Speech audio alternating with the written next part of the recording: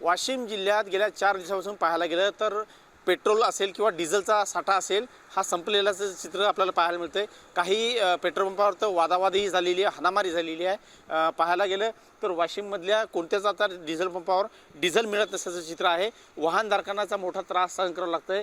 गेल्या 4 दिवसापासून डिझेल मिळत नसल्याने ट्रॅक्टर चालक असतील किंवा मालवाहक वाहनं असतील यांना विविध पेट्रोल पंपावर फेऱ्या मारण्याचं काम करायचं वेळ इथं आलेली आहे। माझ्यासोबत एक प्रवासी एक वाहतूकधारक आहे।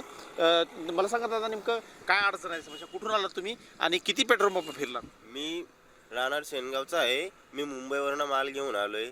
मला एकही पेट्रोल पंपावर डिझेल नाही भेटलेला आहे। आता मला नागपूरला जायचं आहे। मी वाशिममध्ये उभा आहे आता। तर मी 10-12 पेट्रोल पंप धुंडत आलोय पण एकही डिझेल भेटलं नाही मला पंपावर। नेमकं आता तुम्ही वाशिममध्ये आला तर किती पंप फिरलात? वाशिममध्ये मी 2-3 पंप फिरलोय पण एकही पेट्रोल पंपावर डिझेल नाही भेटत आहे मला। आता प्रवास तुम्ही कसा करणार पुढचा? आता काय करणार, आता जे माल आहे गाडीतला इम्पॉर्टंट माल आहे ते मुंबईवरनं भरलाय मी।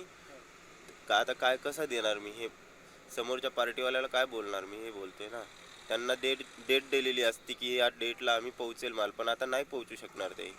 एकूणच जर पाहायला गेलं तर जवळपास 15 ते 20 पंप फिरल्यानंतर ही डिझेल मिळत असल्याचं चित्र सध्या आपल्याला पाहायला मिळतंय।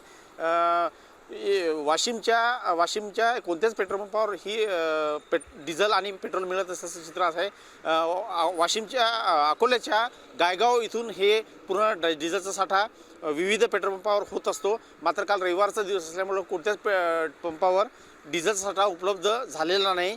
कदाचित आज ते होण्याची शक्यता आहे, मात्र तेही थोडी शक्यता दुसरं दिसत असल्याचं चित्र आहे। सरकारनं कृपया असं लक्ष द्यावं अशी मागणी आता या वाहनधारकाकडून होत आहे, वाहन चालकाकडून होत आहे। जर वेळीच जर डिझेल नाही मिळालं, शेतीची कामं थांबणार असल्याचं चित्र सध्या पाहायला मिळतं आहे। अशी सध्याची स्थिती आहे। मनोज जेसाल, एबीपी माझा, वाशिम। एबीपी माझा, उघडा डोळे बघा नीट।